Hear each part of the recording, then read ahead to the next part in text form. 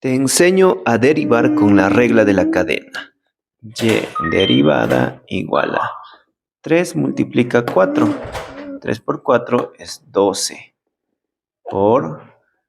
Copiamos lo que está dentro del paréntesis. 5x más x al cuadrado.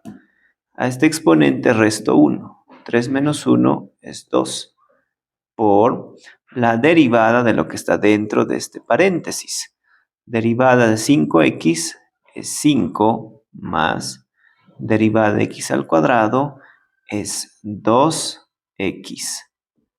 La y derivada es igual a, este 12 multiplica 5, me da 60, signo más 12 por 2x, 24x. Todo esto multiplicado por 5x más x al cuadrado y al exponente 2. Respuesta.